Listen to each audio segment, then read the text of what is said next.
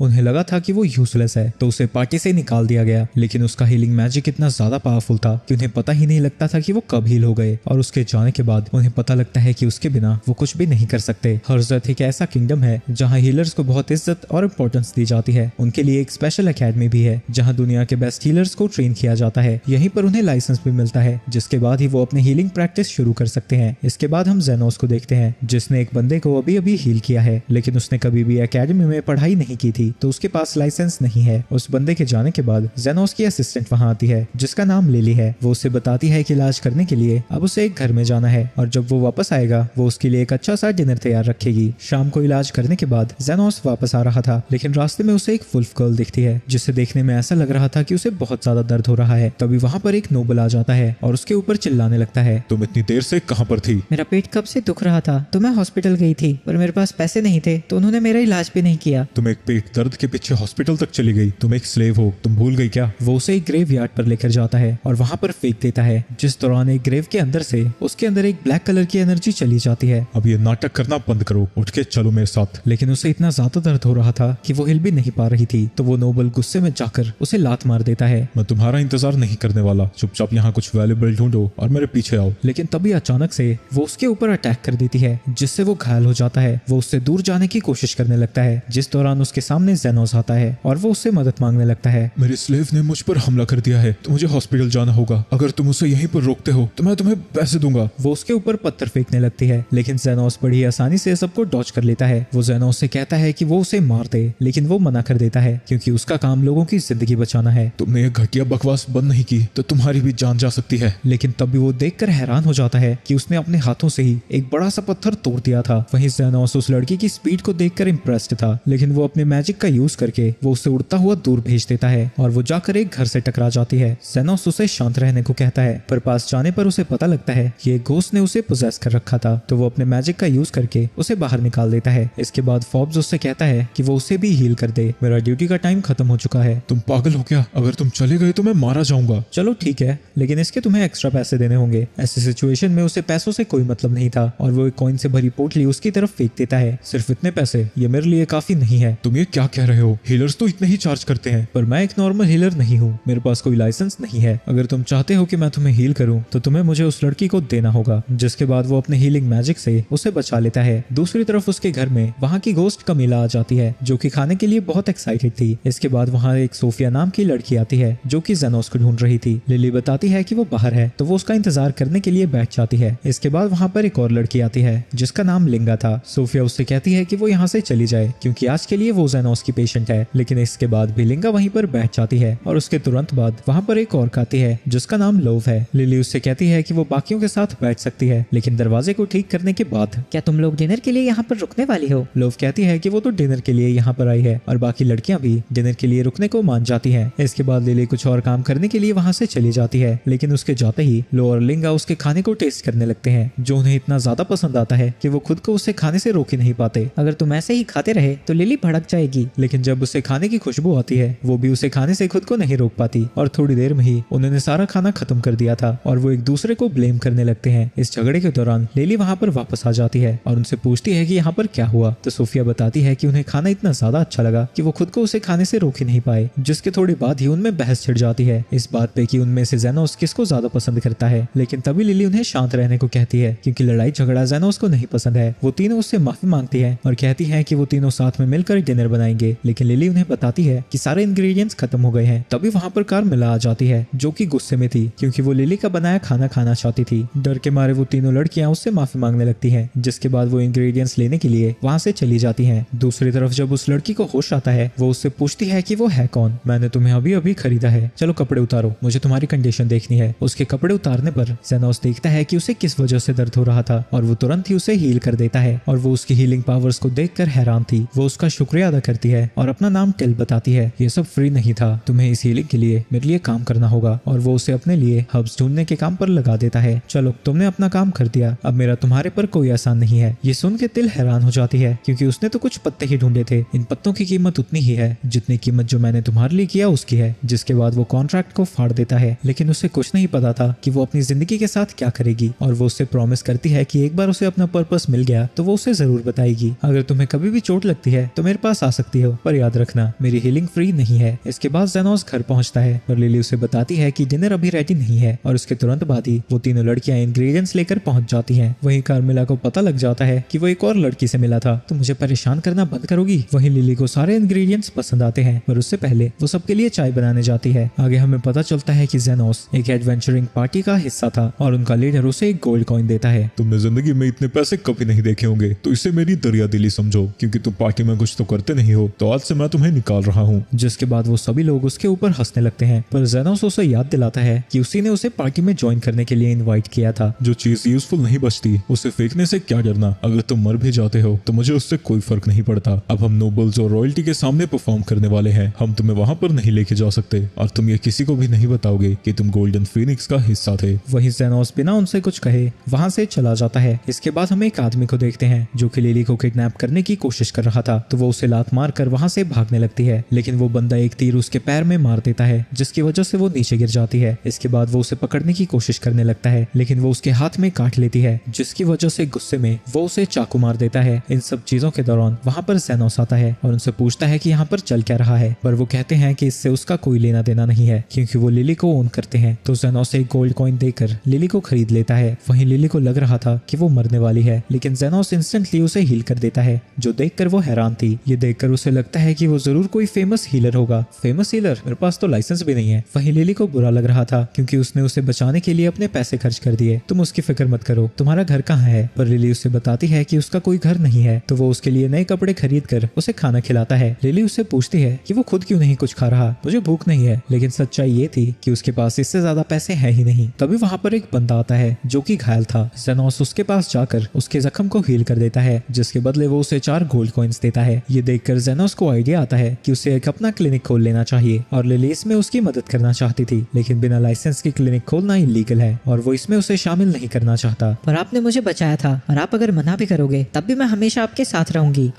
चलो तुम मेरे साथ रह सकते हो जब तक तुम्हारे लिए मैं कोई सेफ जगह नहीं ढूंढ लेता। इसके बाद वो एक सुनसान घर के पास जाते हैं और लिली उससे पूछती है कि उसने इस एरिया को क्यों चुना। ऐसा इसलिए है क्योंकि मैं टाउन में बिना लाइसेंस के क्लिनिक नहीं खोल सकता। लेकिन लिली अंदर जाने से बहुत ज्यादा डरी हुई थी, क्योंकि उसने सुना है कि ऐसी जगह में ऐसे खतरनाक भूत होते हैं जो कि सिर्फ एक टच से ह्यूमंस को खत्म कर सकते हैं। जेनोस उससे कहता है कि वो फिक्र ना करे और वो अंदर जाते हैं और लिली अपने होली लाइट मैजिक का यूज करके वहां पर उजाला कर देती है। ये जेनोस के लिए भी सरप्राइज था, क्योंकि उसे नहीं पता था कि लिली मैजिक का यूज कर सकती है। इसके बाद जेनोस बिल्डिंग की कंडीशन को चेक करता है और उसे पता लगता है कि ये काफी स्ट्रॉन्ग है। वो ये सब चेक कर ही रहा था, तभी वहां पर एक भूतनी आ जाती है जिसे रैथ भी बुलाया जाता है। कार्मेला को देखकर लिली डर के जेनोस से चिपक जाती है। तभी कार्मेला उसके ऊपर अटैक करने जाती है, लेकिन वो अपने हीलिंग मैजिक से उसे रोक देता है और कहता है कि उसने डंजन्स में कई सौ रेड्स को पहले भी मार गिराया है। तुम्हें परेशान करने के लिए मैं माफी चाहूंगा, लेकिन अगर तुम यहाँ क्लिनिक खोलने मुझे देती हो तो हम तुम्हारे लिए कोई भी मुसीबत नहीं खड़ी करेंगे। लेकिन ये सुन के उसे फिर से गुस्सा आ जाता है और वो उसके ऊपर अटैक करने जाती है, लेकिन फिर से जेनोस उसे रिपेल कर देता है। उसे यकीन नहीं होता कि जेनोस इतना ज्यादा पावरफुल है और वो अपने मिनियंस को मदद करने के लिए समन करती है, लेकिन वो एक झटके में ही उसके सभी मिनियंस को खत्म कर देता है। तुम आखिर हो कौन? तुम इतने ज्यादा पावरफुल कैसे हो? मैं बस एक अनलाइसेंस्ड हीलर हूँ। मुझे अपनी क्लिनिक के लिए एक रूम चाहिए और एक बेडरूम। तो वो उससे कहती है कि वो पहले फ्लोर को ले सकता है। इसके बाद वो साथ में मिलकर उस जगह की साफ सफाई कर देते हैं और लिली उससे पूछती है कि क्या पब्लिसिटी के लिए उसे उसकी मदद चाहिए। नहीं, अगर हम अपनी क्लिनिक को एडवर्टाइज करते हैं तो रॉयल मेडिकल इंस्टीट्यूट को इसके बारे में पता लग जाएगा। और अगर हम कुछ नहीं करेंगे तो हमारे पास कस्टमर कैसे आएंगे? लेकिन तभी वहाँ पर जोंड आ जाता है। वहीं जेनोस उसका इंतजार कर रहा था, क्योंकि नॉर्मल लोगों को मैजिक गन से इंजरी नहीं होती और यही वजह है कि वो नॉर्मल क्लिनिक्स में नहीं गया था। जोंड उसके पास अपनी बहन को लेकर आया था जिसके हाथ पर जख्म है, जिसे देखकर जेनोस को पता लगता है कि उसके ऊपर मैजिक गन से अटैक हुआ था जिसमें टॉक्सिक इफेक्ट्स हैं। सोफिया उससे पूछती है कि क्या वो उसे हील कर सकता है। हमारा बेस्ट ऑप्शन यही है कि हम तुम्हारे हाथ को काट दें, क्योंकि वो टॉक्सिन चारों तरफ फैलने लगा है और इसका चार्ज 1 मिलियन गोल्ड कॉइन्स है। सोफिया उसे अपनी रेपुटेशन के बारे में बताती है और पूछती है कि क्या वो प्राइस कम नहीं करेगा। हमें पता चलता है कि स्लम्स में 3 बड़े ग्रुप्स हैं और सोफिया लिजर्ड पीपल को लीड करती है और मर्चेंट से चुराकर उनके बीच में सामान बांटती है। लेकिन 1 मिलियन गोल्ड कॉइन्स अभी भी सिर्फ हाथ काटने के लिए उन्हें बहुत ज्यादा लग रहे थे। मैंने कब कहा कि मैं सिर्फ तुम्हारा हाथ काटूंगा, मैं उसे रिजनरेट भी करूंगा, जो कि बहुत कॉम्प्लिकेटेड प्रोसेस है। मुझे नहीं फर्क पड़ता तुम किसकी लीडर हो, मैं बिना पैसों के काम नहीं करने वाला। वहीं रिजनरेशन का नाम सुनकर वो लोग हैरान थे, क्योंकि उन्होंने कभी भी ऐसे हीलर के बारे में नहीं सुना था। जो सुन के जेनोस भी हैरान था, क्योंकि उसे नहीं पता था कि बाकी के हीलर्स ऐसा नहीं कर सकते। इसके बाद वो प्रोसीजर के लिए मान जाते हैं और जेनोस अपने मैजिक से नाइफ बनाता है और उससे उसके हाथ को अलग करने के बाद अपने रिजनरेशन स्पेल को कास्ट करता है जिससे उसका हाथ तुरंत ही बन जाता है। वो उसकी स्किल्स को देखकर हैरान थी। तभी ज़ोंड की नजर कार्मिला पे जाती है जो कि छत से उल्टी लटक रही है। तुम उसकी फिक्र मत करो, वो तुम्हें कुछ नहीं करेगी। इसके बाद लिली चाय बनाती है और जेनोस उससे पूछता है कि उसने 3 कप क्यों बनाए और हम देखते हैं कि उनके साथ कमिला भी चाय पी रही है। लिली कहती है कि उनका क्लिनिक बहुत अच्छा चल रहा है क्योंकि बहुत सारे लिजर्ड मैन उनके पास आते रहते हैं और वो जेनोस से पूछती है कि वो इतना घायल कैसे होते रहते हैं। स्लम्स में 3 मेन गैंग्स हैं जो कि हमेशा ही एक दूसरे से लड़ते रहते हैं। तभी अचानक से वहाँ पर लिंगा आ जाती है और बताती है कि वो वुल्फ गैंग की लीडर है। अभी क्लिनिक बंद हो चुका है लेकिन अगर कोई सीरियसली इंजर्ड है तो मैं उसे देख सकता हूँ। लेकिन वो लोग असल में यहाँ पर जेनोस को पीटने आए थे क्योंकि वो बार बार सोफिया की गैंग को हील कर दे रहा है। वो अपने एक्स से जेनोस के ऊपर हमला करने जाती है लेकिन उसके बैरियर से टकराते ही वो टूट जाता है। इसके बाद वो अपने कुत्तों से कहती है कि वो उसके ऊपर अटैक करें लेकिन वो जेनोस को छू भी नहीं पा रहे थे। तो वो उन्हें ऑर्डर देती है कि वो क्लिनिक को डिस्ट्रॉय कर दें। लेकिन जब वो सब कुछ तबाह कर रहे थे लिंगा कार्मिला को देखकर हैरान हो जाती है। कार्मिला गुस्से में उन सबको मारने वाली थी लेकिन जेनोस उसे शांत कराता है और कहता है कि ये क्लिनिक लोगों की जान बचाने के लिए है तो वो यहाँ पर किसी को भी उसे मारने नहीं दे सकता। लिंगा ये देखकर हैरान हो जाती है कि कमिला उसकी बात मान रही है और उसे लगता है कि वो उसका मास्टर है और वो तुरंत ही उसके पास आकर उससे माफी मांगने लगते हैं और वो भी उसे मास्टर बुला रहे थे। जेनोस उसे समझाने की कोशिश करता है कि ऐसा कुछ भी नहीं है लेकिन वो कुछ नहीं सुनते और कहते हैं कि रेत उनसे काफी ज्यादा सुपीरियर स्पीशीज है तो अगर वो उनका मास्टर बन सकता है तो उनकी स्पीशीज का भी बन सकता है। अगले दिन एक और उसकी क्लिनिक पर आता है और उसे पता चलता है कि वो लव के लिए काम करता है। मुझे लगा ही था ये होगा। वुल्फ और लिजर्ड्स के साथ तो काम चल ही रहा है तो मुझे पता था कि ऑक्ट तो यहाँ पर आएंगे ही। ओए चुटकू उठ यहाँ से। तुझे क्या लगता है अगर वो दोनों यहाँ पर आ रहे हैं तो हमारी लीडर भी यहीं पर आएगी? इसके बाद जेनोस उस और के साथ उनके लीडर के पास चला जाता है। जेनोस उससे पूछता है कि उसने उसे यहाँ पर क्यों बुलाया। लव कहती है कि स्लम्स में वो बहुत ज्यादा फेमस है और उससे पूछती है कि वो अपनी सीट से क्यों नहीं मूव कर पा रही। एग्जामिन करने पर उसे पता लगता है कि उसके पेट के अंदर एक माना स्टोन है। लव बताती है कि इसे एन्चांट किया गया है और अगर वो यहाँ से हिलती है तो वो एक्सप्लोड हो जाएगा। जेनोस को लगता है कि उसके दुश्मनों ने ये उसे खिला दिया होगा। नहीं, ऐसा नहीं है, मैं इसे राइस बॉल समझकर खा गई थी। जेनोस वहाँ से जाने लगता है और कहता है कि वो माना स्टोन को खुद एक्सपेल कर सकती है पर लव उसे बताती है कि उसकी एक्सप्लोजन में ज्यादा समय नहीं बचा है। उसे खुद की फिक्र नहीं है लेकिन उसके साथी उसे अकेला नहीं छोड़ते और वो उसके साथ मरने को तैयार हैं। वो अपनी सारी वेल्थ उसे देने को तैयार है क्योंकि उसने सुना है कि जेनोस बच्चों को फ्री में हील करता है। वो अपने ट्रेजर की उसे दे देती है जिसके बाद जेनोस स्कैल्पल से उसके स्टमक को खोलकर उस स्टोन को बाहर निकाल देता है। जरा संभल कर, वो अभी ही एक्सप्लोड होने वाला है। लेकिन वो ये देखकर हैरान थी कि जेनोस ने उस बड़े से एक्सप्लोजन को अपने हाथ के अंदर ही बंद कर दिया था। लव इस बात से भी हैरान थी कि अगर वो उन्हें नहीं बचाता तो वो उसके सारे वेल्थ को ले सकता था।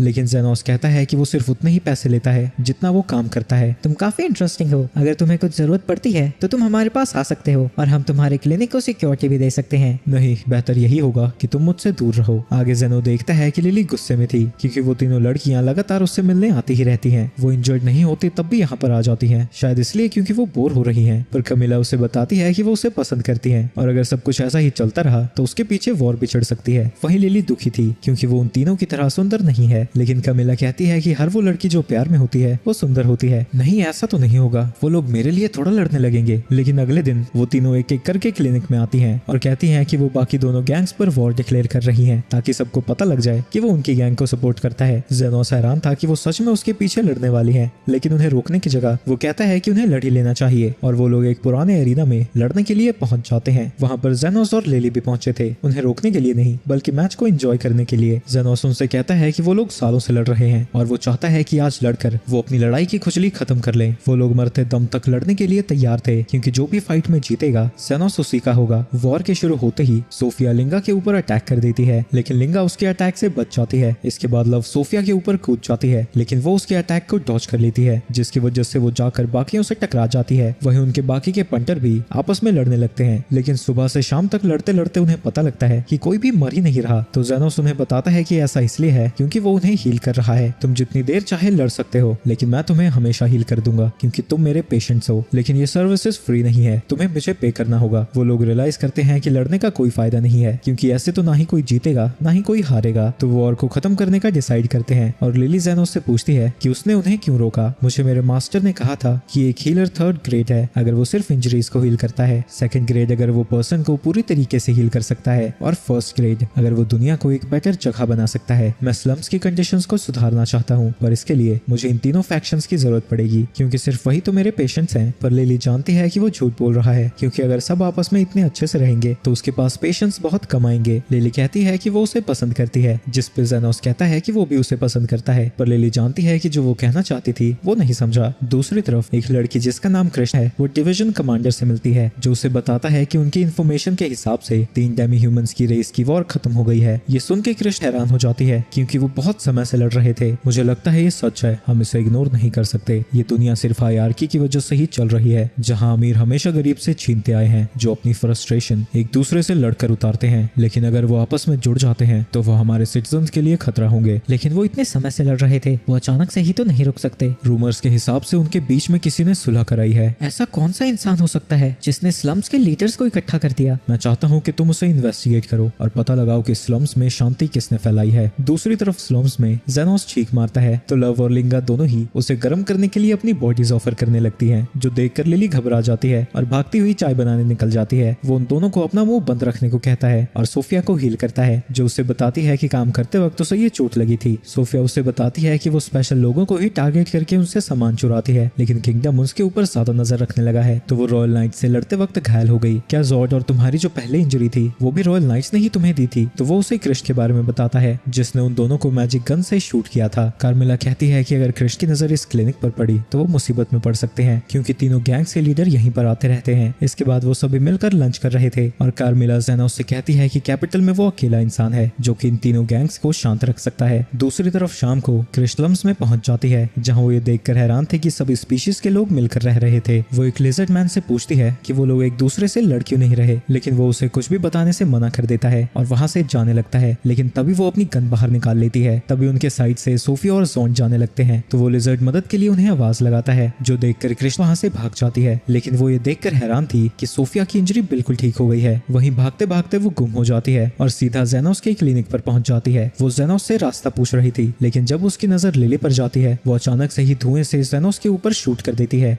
कृष्ण कहती है कि वो भी एक बड़े केस पर काम कर रही है, पर उसने बच्चों की किडनैपिंग के बारे में भी सुना था और उसे लगता है कि जेनोस ही बच्चों को किडनैप कर रहा है। पर लिली उसे बताती है कि जेनोस ने असल में उसे बचाया था, तो वो बिना सोचे समझे एक्शन लेने के लिए माफी मांगती है। पर उसे लगता है कि उसके बुलेट की वजह से जेनोस कई घंटों तक होश में नहीं आएगा। पर वो ये देखकर हैरान हो जाती है कि जेनोस को कुछ भी नहीं हुआ था। जेनोस बताता है कि उसने डिफेंसिव मैजिक यूज किया था, लेकिन कृष्ण के हिसाब से वो भी उस गन को रोकने के लिए काफी नहीं होना चाहिए। क्या तुम एक ग्रैंड सॉर्सरर हो जिसने अपनी पूरी जिंदगी डिफेंसिव मैजिक पर काम किया है? नहीं, ऐसा तो कुछ भी नहीं है, लेकिन कृष्ण को लगता है कि इसके अलावा कोई और एक्सप्लेनेशन नहीं हो सकती और कहती है कि रॉयल नाइट्स की वाइस कमांडर की आंखों को कोई भी धोखा नहीं दे सकता, जिससे उन दोनों को पता लग जाता है कि वो आखिर है कौन। जेनोस छत के ऊपर एक फ्लैग टांग देता है ताकि उस समय क्लिनिक के अंदर कोई भी ना आए। कृष्ण उसे बताती है कि वो स्लम्स के अंदर एक बंदे को पकड़ने आई है और वो उसे ये सारी डिटेल्स इसलिए बता रही थी ताकि वो उसकी मदद कर सके। मदद करूं? पर मैंने कब कहा कि मैं तुम्हारी मदद करने वाला हूँ? पर वो कहती है कि हर सिटीजन को रॉयल नाइट्स की मदद करनी चाहिए और जिस इंसान को वो ढूंढ रही है वो वही बंदा है जिसने तीनों फैक्शंस के बीच युद्ध बंद करा दिया। जो सुन के वो हैरान हो जाता है और वो बताती है कि स्लम्स के अंदर किसी ने भी कुछ नहीं बताया। उसे लगता है कि मीडिएटर कोई इविल बंदा होगा जो कि लोगों को कंट्रोल कर सकता है। जेनोस कहता है कि ऐसा भी तो हो सकता है कि वो अटेंशन से बच रहा है, इसलिए उन्हें उसे अकेला छोड़ देना चाहिए। ये सुन के कृष्ण उससे पूछती है कि क्या वो मीडिएटर को जानता है, जिस पे ऑब्वियसली वो मना कर देता है। कृष्ण कहती है कि मीडिएटर फ्यूचर में जाकर किंगडम के लिए खतरा साबित हो सकता है, पर लिली कहती है कि मीडिएटर को बस लोगों को इंजर्ड होता देखना पसंद नहीं है। ये सुन के उसे लगता है कि लिली जरूर उसे जानती होगी। तभी जेनोस कहता है कि कृष्ण को यहाँ से चले जाना चाहिए क्योंकि वो एक इम्पोर्टेंट मिशन पर है। पर वो देखती है कि जेनोस के पास एक एक्स्ट्रा बेड है, तो वो रात को वहीं पर रुकने का डिसाइड करती है। जब वो लिली की बनाए चाय पीती है, इससे उसकी जीभ जल जाती है। इसके बाद लिली जेनोस की गोद में बैठकर उसे अपना सर सहलाने को कहती है। वहीं कमिला खुद को इनविजिबल करके जेनोस को बताती है कि लिली कृष्णा से जेलस फील कर रही है और वो उसे दिखा रही है कि वो दोनों कितने ज्यादा क्लोज हैं। वो ऐसी ही कोशिशें करती जाती है, लेकिन इन सब का कृष्णा के ऊपर कोई असर नहीं होता। तो वो सीक्रेट टेक्निक यूज करना चाहती है जो कि उसे कमिला ने सिखाया था। वो उसका चेहरा पकड़ती है और कहती है कि वो रात भर उसे सोने नहीं देगी।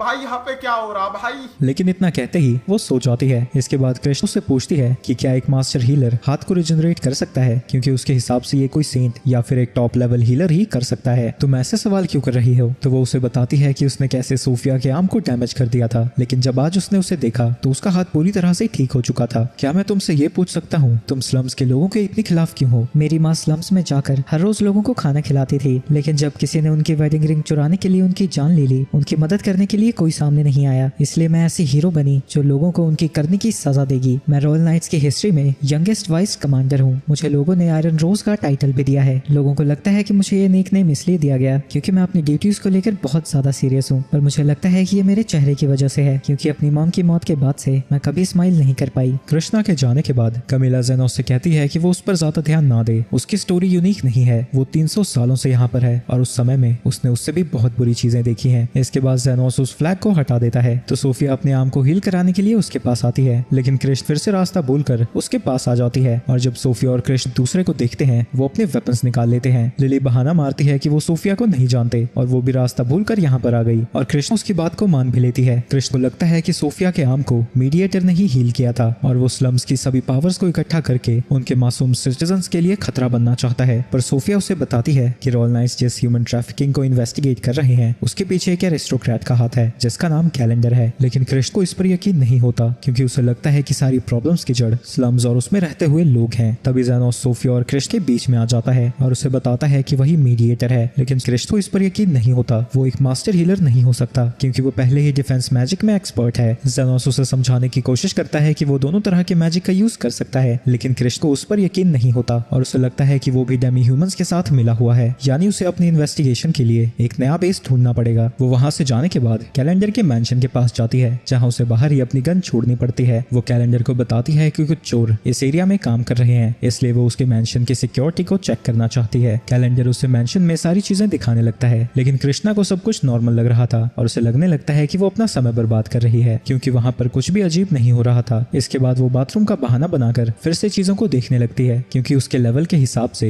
उसकी सिक्योरिटी बहुत ज्यादा थी। थोड़ी दूर जाकर उसे एक वेल दिखता है और वो उसके नीचे उतर जाती है। वहाँ थोड़ी दूर आगे जाने पर उसे कुछ बच्चे दिखते हैं जिन्हें जेल में बंद करके रखा गया था। वो उन्हें बताती है कि वो एक हीरो है और वो उन्हें बचाने आई है, लेकिन तभी कैलेंडर पीछे से उसे शूट कर देता है। तुम्हें दूसरों के काम में अपनी टांग नहीं अड़ानी चाहिए थी। इतना कहकर वो उसे शूट करने वाला था, लेकिन तभी सोफिया और जेनोस वहाँ पर पहुंच जाते हैं। उसे पता है कि सोफिया है कौन और अगर वो मर भी गई तब भी किसी को कोई फर्क नहीं पड़ेगा, लेकिन उसकी जगह वो जेनोस को शूट कर देता है और वो हंसने लगता है क्योंकि उसे लगता है कि जेनोस मर गया होगा। लेकिन धुएं के हटने के बाद वो देखता है कि जेनोस को एक खरोंच भी नहीं आई थी। इसके बाद कैलेंडर उसे लगातार शूट करता ही रहता है, लेकिन जेनोस की शील्ड हर बार उसे बचा रही थी। इसके बाद वो अपनी दूसरी गन को निकालने की कोशिश करता है, लेकिन इस दौरान वो नीचे गिर जाता है और जेनोस उसकी गन को उठाकर उसी के ऊपर तान देता है, जो देखकर कैलेंडर की फट जाती है और वो अपनी जिंदगी की भीख मांगने लगता है। लेकिन फिर भी जेनोस उसे शूट कर देता है, लेकिन वो एक मिनी माना बुलेट थी तो इससे उसे ज्यादा चोट नहीं आती, वो बस बेहोश हो जाता है। वहीं कृष्ण कहती है कि उसके लिए काफी देर हो गई है तो वो बच्चों को लेकर यहाँ से चला जाए, लेकिन तभी जेनोस अपने हीलिंग मैजिक से उसे पूरी तरह से हील कर देता है। ये देखकर उसे यकीन हो जाता है कि जेनोस ही मीडिएटर है और उसे लगता है कि हीरो वो नहीं बल्कि जेनोस है। हीरो बिल्कुल नहीं, मैं तो बस एक अंडरग्राउंड क्लिनिक चलाने वाला हूँ और इन बच्चों की असली हीरो तुम हो। वहीं इन सब के दौरान कृष्णा रियलाइज करती है कि भले ही उसकी मॉम की मौत हो गई थी, लेकिन जब वो स्लम्स में बच्चों को खिलाने जाया करती थी उसे बहुत खुशी मिलती थी और वो रोते हुए कहती है कि उसकी मदर में काफी कमियां थी, लेकिन फिर भी वो उसकी असली हीरो है। बच्चों को बचाने के बाद जेनोस और सोफिया वहां से जाने का डिसाइड करते हैं क्योंकि रॉयल नाइट्स जल्दी वहां पर आने वाले होंगे, लेकिन तभी सोफिया उन्हें रोक देती है और उनसे पूछती है कि उन्होंने उसे क्यों बचाया, क्योंकि तुम्हें अभी मेरे पैसे चुकाने हैं, तुम्हें बेड का किराया देना है और जब मैंने तुम्हें हील किया था उसके भी पैसे देने हैं। उसकी बातों को सुनकर कृष्णा स्माइल करती है। इसके बाद हम पास्ट का सीन देखते हैं जो एस्टन को जेनोस मिला था और क्योंकि जेनोस के पास कुछ करने के लिए नहीं था, एस्टन उसे अपने साथ एडवेंचर पर चलने के लिए इनवाइट करता है। जेनोस कहता है कि स्लम्स के लोग एडवेंचर्स पर नहीं जा सकते। ये बात सच है, पर अगर तुम्हारे पास स्किल्स हैं तो तुम कुछ भी कर सकते हो। तुम्हारे पास कौन से स्किल्स हैं? मैं थोड़ा बहुत हीलिंग मैजिक यूज कर सकता हूँ। एस्टन को उस पर यकीन नहीं होता, लेकिन फिर भी वो उसे अपने साथ में लेना चाहता है क्योंकि वो असल में बस अपने लिए एक स्लेव को ढूंढ रहा था। इसके बाद हम एस्टन को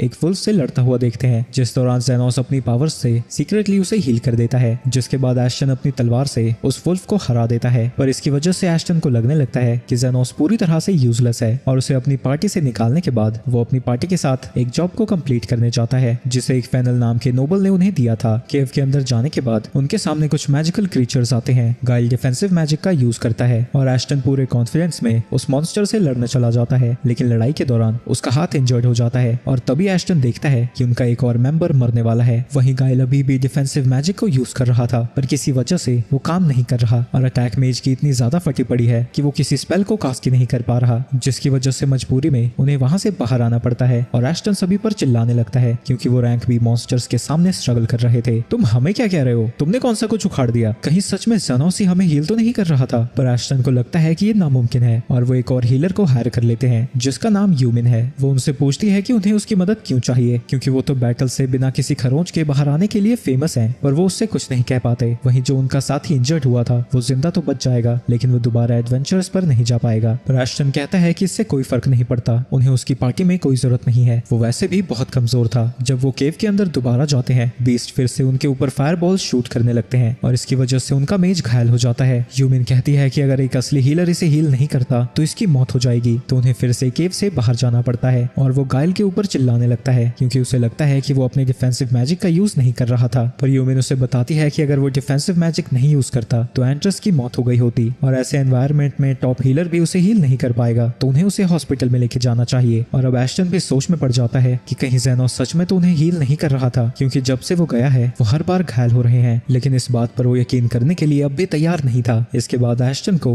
फेनल का बटलर एक लेटर भेजता है जिसमें उसने कहा था कि वो और उसकी पार्टी उसके मास्टर को अपना चेहरा भी ना दिखाए। अगर तुम लोगों ने बताया होता कि जॉब तुम्हारे लिए इतनी मुश्किल है तो फेनल कोई और अरेंजमेंट करते और अपनी बेटी के बर्थडे पर कुछ और लेकर आते, पर क्योंकि तुमने ना ही जॉब पूरी की ना ही उन्हें इन्फॉर्म किया तो वो उसके लिए कुछ नहीं कर पाए। एस्टन सारी गलतियों की वजह जेनोस को ठहराने लगता है, लेकिन तभी उसे याद आता है कि उसने किसी को भी नहीं बताया था कि जेनोस उनकी पार्टी का मेंबर है। वो बटलर से कहता है कि वो उन्हें एक और मौका दें क्योंकि वो नए मेंबर्स को हायर कर रहे हैं, तो इस बार वो उसे निराश नहीं करेंगे। गाइल कहता है कि ये घटिया आइडिया है क्योंकि उनके पास कोई प्लान नहीं है, पर एस्टन कहता है कि वो जेनोस को फिर से वापस ला रहा है। एस्टन स्लम्स में वापस जाता है और वो जेनोस को ढूंढने के लिए तीनों डेमी ह्यूमंस के लीडर्स को हायर करना चाहता था। वो सबसे पहले सोफिया के पास जाता है, लेकिन जब वो रियलाइज करती है कि वही बंदा है जिसने जेनोस को अपनी पार्टी से बाहर निकाला था, वो जोर जोर से हंसने लगती है और वो उससे कहती है कि वो घर वापस चला जाए। जेनोस के पास उससे भी बहुत इंपॉर्टेंट चीजें हैं करने के लिए। ये सुन के एस्टन को गुस्सा आ जाता है, लेकिन वो उसे कुछ नहीं कहता क्योंकि सोफिया उससे कहीं ज्यादा ताकतवर है। इसके बाद वो लिंगा और लव के पास जाता है जिनका जवाब भी सेम ही था। वही लव कहती है कि अगर उसने जेनोस को परेशान किया तो ऑर्क्स उसकी टांगे तोड़कर हाथ में दे देंगे। एस्टन को लगता है कि वो किसी और बंदे के बारे में बात कर रहे होंगे जिसका नाम सेम है, लेकिन तभी वो जेनोस को लिली के साथ देखता है तो वो उसे रोकने जाता है। लगता है तुम मेरे बिना आखिरकार सर्वाइव कर ही गए। लेकिन जेनोस कहता है कि उसे काम है और वो वहां से जाने लगता है, जो देखकर एस्टन हैरान था और उसे बताता है कि वो यहाँ पर उसे ही ढूंढता हुआ आया था और वो उसे फिर से पार्टी में इनवाइट करता है। अगर तुम इतने ही लबलबाए हुए हो तो जब मेरे पास फ्री टाइम होगा मैं तुम्हारे क्वेस्ट पर चल लूंगा, पर फ्री में नहीं, मेरी सर्विसेज के लिए तुम्हें पे करना होगा। तुम अपनी औकात भूल रहे हो क्या? भूलो मत, तुम्हारे लिए यहाँ पर कोई जगह नहीं है। लेकिन तभी वो ये देखकर हैरान था कि स्लम्स के लोग वहां पर आकर उसे थैंक यू कह रहे थे। एस्टन उसे याद दिलाता है कि सबसे पहले पार्टी में उसी ने उसे जगह दी थी, लेकिन जेनोस उसकी बातों पर ध्यान नहीं देता और वहां से जाने लगता है। तभी गुस्से में एस्टन उसके ऊपर हमला कर देता है, लेकिन तभी साइड से कृष्ण उसे शूट कर देती है। जेनोस उसे वहां पर देखकर हैरान था, तो वो उसे बताती है कि वो बस अपना रास्ता भूल गई थी। रॉयल नाइट्स के वाइस कमांडर को जेनोस से इतने अच्छे तरीके से बात करता हुआ देखकर एस्टन डर जाता है और सारा इल्जाम गाइल पर लगाकर वहां से भागने लगता है। इसके बाद तीनों फैक्शंस के लीडर जेनोस के घर पर थे और वो एस्टन के बारे में ही बात कर रहे थे, जहां वो तीनों जेनोस को बताती हैं कि उन्होंने अपने बंदे एस्टन के पीछे लगा दिए हैं क्योंकि उन्हें डर था कि वो अंडरग्राउंड गिल्ड को हायर करके कुछ उल्टा सीधा ना कर दे। कार्मिला कहती है कि उसके पास इतने पैसे नहीं होंगे कि वो अंडरग्राउंड गिल्ड को हायर कर सके, पर सोफिया उसे बताती है कि एक गाइड नाम का बंदा है जो कि पेमेंट ना हो फिर भी कुछ स्पेशल कंडीशंस में काम को एक्सेप्ट कर लेता है। इसके बाद सभी लोग चले जाते हैं और लिली को जेनोस की फिक्र हो रही थी क्योंकि वो नहीं सोया था और वो उसे सुलाने की कोशिश करने लगती है, पर इसके चक्कर में वो खुद ही सो जाती है। इसके बाद वो कार्मिला के साथ बैठा हुआ था और वो उससे पूछती है कि उसने हीलिंग मैजिक कैसे सीखा। मैं एक डेड बॉडी को हील कर रहा था लेकिन उसका रिजल्ट बहुत भयानक हुआ। ये सुन के कार्मिला हैरान हो जाती है क्योंकि वो फॉरबिडन मैजिक है और बताती है कि जब वो जिंदा थी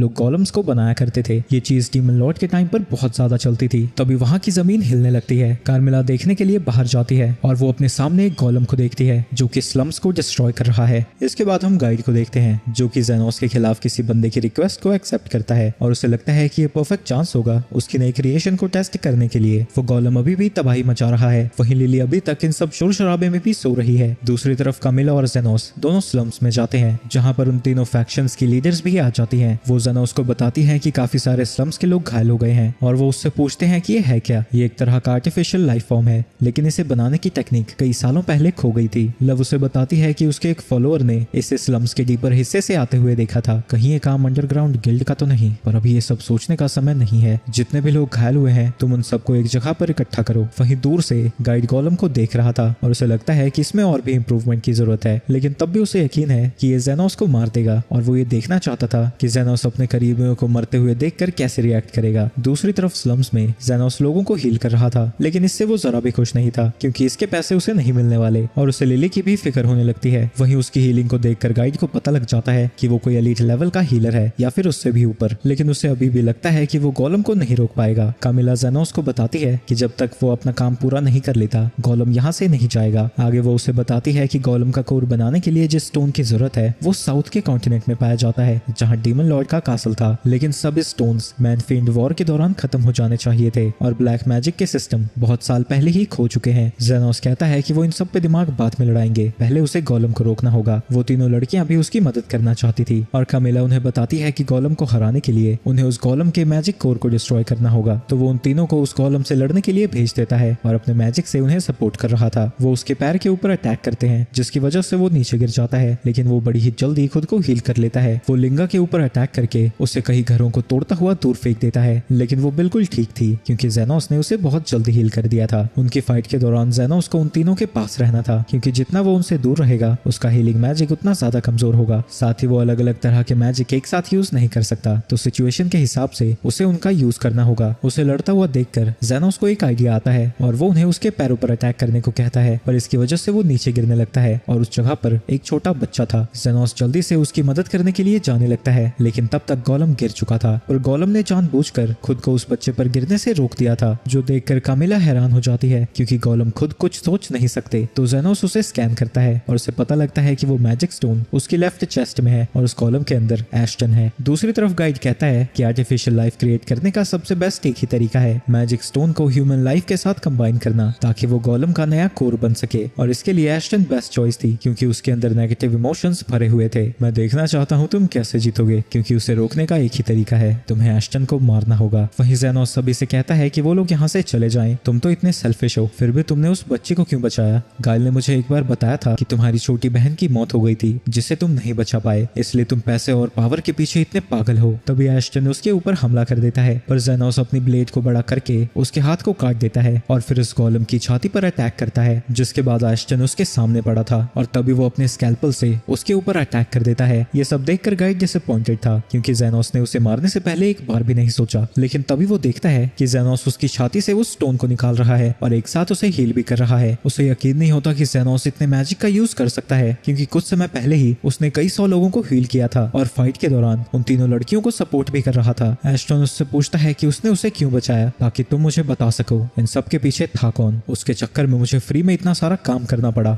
तुम भले ही एक गंदी नाली के कीड़े हो, पर तुमने ही मुझे स्लम से बाहर निकाला था और वो गोल्ड कॉइन दिया जिससे मैं लिली को बचा पाया। लेकिन तुम्हें बचाने की सबसे बड़ी वजह एक ही है कि मुझे अपने हीलर का काम करना है। वो उसके छाती के स्टोन को तोड़कर उसे हील कर देता है। वहीं एस्टन को अब पछतावा हो रहा था और वो रियलाइज कर चुका है कि उनकी पार्टी फेमस सिर्फ इसलिए हुई थी क्योंकि उनके साथ जेनोस था और वो अपनी सारी हरकतों के लिए जेनोस से माफी मांगता है। अरे नहीं नहीं, ये सब क्या कर रहे हो तुम? जब तक तुम ऐसे झुके रहोगे मैं तुम्हें मारूंगा कैसे? बदला लेने का इससे अच्छा मौका कब मिलेगा मुझे? जिसके बाद वो उसे ऐसा पंच मारता है कि वो अपने कपड़ों से बाहर आ जाता है। आगे जब एस्टन को होश आता है उसे कृष्णा अरेस्ट करने आती है, जिससे जेनोस ने उसकी सारी करतूतों के बारे में बता दिया था। तुमने जो चीजें तबाह की हैं उसके बदले उसने तुम्हारी स्वॉर्ड ले ली है। एस्टन सोचता है कि उसके पास अब कुछ नहीं बचा, पर कृष्ण उसे बताती है कि जेनोस उसके लिए एक गोल्ड कॉइन छोड़कर गया है। वहीं एस्टन याद करता है जब उसने जेनोस को अपनी पार्टी से निकाला था और वो पछतावे में रोने लगता है। बाकी लड़कियां देखती हैं कि जेनोस बहुत ज्यादा थका हुआ था, तो वो उसे घर ले जाने में मदद करने लगती हैं। जब वो सभी क्लिनिक में वापस आते हैं, कमिला कहती है कि वो बहुत दुखी है क्योंकि उसे लगा था कि जेनोस मर जाएगा और ये पूरी जगह फिर से उसकी हो जाएगी, पर लिली बताती है कि वो झूठ बोल रही है। वो उसके लिए इतनी ज्यादा परेशान थी कि वो रात भर पूरी जगह पर उड़ती रही। आगे कृष्ण से बताती है कि इन्वेस्टिगेशन के बाद उन्हें पता चला है कि इस अटैक के पीछे गाइड का हाथ है। मुझे उसे याद रखना पड़ेगा, उससे मुझे बहुत सारे पैसे लेने हैं। सोफिया ने भी उसके बारे में पता किया है। गाइड हमेशा अकेला ही काम करता है और कुछ समय पहले ही उसने अंडरग्राउंड गिल्ड को ज्वाइन किया है। तीनों लीडर्स को लगता है कि वो दोबारा से उनके ऊपर हमला करने की प्लानिंग कर रहा होगा, पर कृष्ण कहती है कि वो लोग अंदाजा लगाना बंद करें और इसकी वजह से उन चारों में झगड़ा छिड़ जाता है। ये देख के जेनोस सभी को वहां से बाहर निकालने लगता है और कहता है कि उसके क्लिनिक के अंदर झगड़े अलाउड नहीं है। इसके बाद लिली देखती है कि जेनोस अभी भी काफी थका हुआ था और वो उसे अपने साथ हॉट स्प्रिंग में इनवाइट करने वाली थी, लेकिन तभी वहां पर सोफिया आ जाती है और उससे पहले वो उसे इनवाइट कर देती है, जिसके लिए जेनोस मान भी जाता है। लेकिन उसके जाने के बाद एक लड़कियां आती ही रहती हैं और वो सब की सब उसे हॉट स्प्रिंग के लिए ही इनवाइट करने आई थी। ये सब देखकर जेनोस का दिमाग खराब हो जाता है। सारी की सारी लड़कियों के पास एक ही आइडिया था और वो उन सब के साथ स्प्रिंग में जाने का डिसाइड करता है। इसके बाद कामिला भी उसके पास आती है और कहती है है कि वो भी उसके साथ हॉट स्प्रिंग में जाएगी। 4 महीनों से तो मेरा दोस्त नहीं नहाया, यहाँ तो भूत भी नहाने को हो रखी है। इसके बाद जेनोस हॉट स्प्रिंग में था, जहाँ सबसे पहले सोफिया आती है, जो उससे कहती है कि उसने कभी नहीं सोचा था कि वो बाकी के रेसेस के साथ इतने अच्छे से रह पाएगी, और इसका सारा क्रेडिट जेनोस को जाता है। वहीं बात करते करते वो उसके करीब जाने की कोशिश कर रही थी, पर जेनोस उससे कहता है कि उसे थोड़ा दूर रहना चाहिए। वो बताती है कि वो बात इसलिए कर रही थी ताकि उसका ध्यान बच सके, और अचानक से ही उसे पकड़ने की कोशिश करने लगती है। वहाँ पर लिंगा भी पहुंच जाती है और जेनोस के ऊपर कूद जाती है, पर सोफिया उसे रोक देती है, जिसकी वजह से वो दोनों ही जेनोस के पीछे लड़ने लगते हैं। तभी लव भी पानी से बाहर आती है और बताती है कि वो जेनोस का इंतजार कर रही थी, जिसके बाद वो तीनों आपस में लड़ने लगती हैं। इसी दौरान वहाँ पर क्रिस आती है, जो उनसे कहती है कि उन्हें मेंस के बात में नहीं होना चाहिए, पर तभी वो तीनों नोटिस करती है कि वो भी यहाँ पर जेनोस के लिए आई थी, और वो साथ में मिलकर सोफिया की कुटाई करने लगती हैं। इन सब की वजह से जेनोस का दिमाग खराब हो जाता है और वो उन सबसे कहता है कि वो वापस से वुमेन्स बाथ में जाएं। वहीं यूमिन ये सब देखकर हैरान थी कि इतनी सारी वैरायटी वाले लोग एक साथ कैसे नहा रहे हैं। लेकिन तभी यूमिन वहाँ पर कामिला को भी देखती है और वो उसे एक्सरसाइज करने वाली थी, पर कामिला वहाँ से चली जाती है। इसके बाद जेनोस बाकी लड़कियों के साथ डिनर कर रहा था, पर वो देखता है कि क्रिस उनके साथ नहीं बैठी है। क्रिस बताती है कि वो डेमी ह्यूमंस के साथ नहीं रह सकती क्योंकि वो एक रॉयल नाइट है। इसके बाद लिली सो जाती है और जेनोस कामिला को बताता है कि वो अपने खाने को भी एंजॉय नहीं कर पाया क्योंकि सारी लड़कियां नशे में चली गई थी। वैसे तुम यहाँ पर कैसे आई? तुम तो सूरज में बाहर निकल ही नहीं सकती ना। वो बताती है कि वो लिली की स्टाफ के अंदर छुप कर आई थी क्योंकि वो उससे अटैच्ड है, तो ऐसा कर सकती है। जब तुम जिंदा थी क्या ये स्टाफ तुम्हारा था? लेकिन कामिला कहती है कि उसे कुछ भी याद नहीं है। अगले दिन वहाँ पर एक धमाका होता है और वहाँ पहुँचने पर यूमिन देखती है कि शेफ का हाथ जल चुका था। वो अपनी पावर से उसे हील करने लगती है, लेकिन वो फर्स्ट एड तक ही हील कर सकती है और उसे लगता है कि वो कभी दोबारा खाना नहीं बना पाएगा। तभी वहाँ पर जेनोस आता है और शेफ की इंजरीज देखता है। यूमिन कहती है कि उन्हें उसे रॉयल हॉस्पिटल में लेके जाना होगा ताकि वहाँ के हीलर्स एडवांस्ड मैजिक का उसके ऊपर यूज कर सके, पर जेनोस कहता है कि इसकी कोई जरूरत नहीं है, और क्योंकि कल रात का खाना उसे बहुत डिलिशियस लगा था तो वो बिना पैसे लिए उसे हील कर देता है। उसके हीलिंग पावर्स को देखकर यूमिन हैरान थी, जिसके बाद वो अपने सुपीरियर बेकर को उसके बारे में बताती है और उसके हुलिये को जानकर बेकर को लगता है कि वो जरूर स्लम्स में रहता होगा क्योंकि उसके पास ऑफिशियल लाइसेंस नहीं है। इसके बाद बेकर क्लिनिक में पहुंचा हुआ था और एक डेमी ह्यूमन बताता है कि उसने बेकर को बड़ी बुरी हालत में पड़ा हुआ देखा, तो वो उसे यहाँ ले आया। चेक करने पर जेनोस को पता लगता है कि बेकर को रेड लंग डिसीज है, जिससे हजारों लोगों की जान जा चुकी है। सभी लोग पीछे रहो, ये बीमारी कंटेजियस है। पर ये इस बंदे को कैसे हुई? जब से इसका इलाज मिला था कई सालों पहले ये बीमारी तो खत्म हो गई थी। उसके डायग्नोसिस को देखकर बेकर भी इम्प्रेस हो रखा था और बताता है कि रॉयल हॉस्पिटल का वो एक एलीट हीलर है। तभी वहाँ पर यूमिन आ जाती है और कहती है कि बेकर पगला गया है, उसने जानबूझकर खुद को वो बीमारी दी ताकि वो जेनोस से मिल सके। मैंने असल में खुद का ही बनाया हुआ एक मेडिसिन लिया है जिससे मुझ में रेड लंग वाले सिम्टम्स दिखेंगे, पर मुझे कुछ भी नहीं होगा क्योंकि मैंने पहले ही एंटीडोट ले लिया है। यूमिन बताती है कि बेकर ने कई सारी बीमारियों का क्योर ढूंढा है, रेड लंग का भी, और इसलिए उसे एलीट हीलर का स्टेटस मिला है। बेकर उसके कोट के बारे में पूछता है, ये मुझे मेरे मास्टर ने दिया था। लेकिन जब बेकर उसके नाम के बारे में पूछता है, जेनोस बताता है कि वो नहीं जानता। बेकर कहता है कि हॉस्पिटल में उसे उसकी मदद की जरूरत है। तभी वहाँ पर वो तीनों लड़कियां आ जाती हैं क्योंकि उन्हें बाहर छत के ऊपर रेड फ्लैग दिखा था। ये जरूर कामिला ने किया होगा क्योंकि उसे यहाँ पर कुछ गड़बड़ लग रही थी। लड़कियां बेकर से कहती हैं कि उसे अब यहाँ से चले जाना चाहिए, तो बेकर अपना तरीका बदलता है और कहता है कि वो उसे कमीशन पर रखना चाहता है, जिसके बाद जेनोस मान जाता है। पर ये देखकर तीनों लड़कियां हैरान थी। अगर हम सर्वाइव करना चाहते हैं तो हमें इनका सपोर्ट चाहिए। वैसे भी डॉक्टर बहुत अच्छे इंसान है, इन्होंने स्लम्स में कई बार फ्री में मेडिसिन बांटी है, रेड लंग की मेडिसिन भी। ये सुन के उन्हें लगता है कि बेकर अच्छा इंसान है। क्या तुम मेरे मास्टर को जानते हो? जब तुम हॉस्पिटल में आओगे तब मैं तुम्हें सब कुछ बता दूंगा। अगले दिन जेनोस रॉयल मेडिकल इंस्टीट्यूट / हॉस्पिटल में जाता है, पर इतनी चमक दमक देखकर जेनोस को थोड़ा डर लगने लगता है, तो बेकर उसे अपनी ऑफिस में लेकर जाता है। हमें तुम्हारी मदद इसलिए चाहिए क्योंकि काफी सारे लोग मिसिंग हो रहे हैं और मैं चाहता हूँ कि तुम उसके बारे में पता करो। मुझे लगता है तुम्हारे लिए काफी आसान होगा, और अब से तुम्हारा नाम जेनो है जो कि फौरन से यहाँ पर पढ़ने आया है। अगर किसी तरह मेरी आइडेंटिटी रिवील हो जाती है और मैं फंस जाता हूँ तो तुम्हारा क्या होगा? मैं तुम्हें यहाँ पर लेके आया हूँ तो ऑब्वियसली मेरा भी वही हाल होगा जो तुम्हारा होगा। इसके बाद वो उस घर में जाता है जहाँ वो अब से रहने वाला है, पर अंदर जाने पर उसके सामने लिली भी थी। यूमिन बताती है कि वो यहाँ पर रह सकती है क्योंकि वो उसकी फैमिली है। लिली कहती है कि वो उसकी वाइफ के तौर पर यहाँ पर आई है, पर यूमिन बताती है वाइफ नहीं, डॉक्यूमेंट्स में वो उसकी बहन है। वो उसे यहाँ पर देखकर खुश था क्योंकि पीछे अकेला छोड़ने में उसे उसकी फिक्र हो रही थी। यूमिन के जाने के बाद लिली उससे पूछती है कि क्या वो उसे अपना बनाना चाहता है। ये सुनकर जेनोस भड़क जाता है, तुम्हें मेरी बहन की तरह एक्टिंग करनी है और ऐसे बात करना तुम्हें किसने सिखाया? तभी वहाँ पर कामिला आ जाती है और बताती है कि ये सब उसका काम है, तुम अपनी छिछोरी हरकतें बंद नहीं करने वाली, और तुम यहाँ पर क्या कर रही हो? यहाँ पर बहुत सारे हीलर हैं और अगर किसी को भी तुम्हारे बारे में पता लगा तो वो तुम्हें खत्म कर देगा। पर कामिला कहती है कि ऐसा नहीं होने वाला क्योंकि यहाँ पर कोई भी जेनोस जितना ताकतवर नहीं है। इसके बाद यूमिन के साथ जेनोस जेनोस इंस्टीट्यूट के कैंटीन में बैठा था, जहाँ वो उसे बता रही थी कि उसे किस तरह से हीलर का लाइसेंस मिल सकता है। ये मुश्किल तो है, लेकिन एक बार उसे ये मिल गया तो हॉस्पिटल, आर्मी या एडवेंचरिंग पार्टी वो कहीं भी काम कर सकता है। पर इतनी सारी इन्फॉर्मेशन से उसका दिमाग खराब हो गया था और वो उसे ये सब बंद करके गायब हुए हीलर्स के बारे में पूछने लगता है। यूमिन बताती है कि उस हीलर का नाम एल्फ्रेड था और वो भी काफी कमाल का था। उसने रेड लंग की डिजीज के क्योर को बनाने में भी अपना योगदान दिया था। वो ये सब बात कर ही रहे थे, तभी वहाँ पर एक सीनियर हीलर आता है और उसके पीछे काफी सारे स्टूडेंट्स थे। यूमिन बताती है कि वो रॉयल हॉस्पिटल का वाइस डायरेक्टर है। आगे वो उसे समझाती है कि 3 लेवल्स की हीलिंग 7 क्लासेस में डिवाइड की गई है और गोल्ड रंग की अभी की क्लास एलीट हीलर बनने से पहले जितनी हाई पहुंच सके उसके टॉप पर है। और उसके साथ इतने सारे लोग क्यों हैं? यूमिन बताती है कि उसके पास अभी सबसे ज्यादा अथॉरिटी है, क्योंकि जो अभी का डायरेक्टर है वो अपनी उम्र की वजह से ड्यूटीज को पूरा करने नहीं आ पाता। उसके वाइस डायरेक्टर बनने के बाद से रॉयल हॉस्पिटल गरीबों का इलाज बहुत कम करने लगा है और यूमिन को लगता है वो ये सब कुछ अपना पॉलिटिकल करियर बनाने के लिए कर रहा है। और उसे अपनी क्लास भी इसलिए मिली है क्योंकि उसे नोबल्स सपोर्ट कर रहे हैं। मैं समझ गया, मुझे गोल्डरन से दूर रहना है। पर यूमिन उसे बताती है कि वो चाहकर भी ऐसा नहीं कर सकता, क्योंकि एल्फ्रेड के गुम होने के पीछे गोल्डरन का हाथ हो सकता है। क्योंकि गोल्डरन ने बैकर की लैब से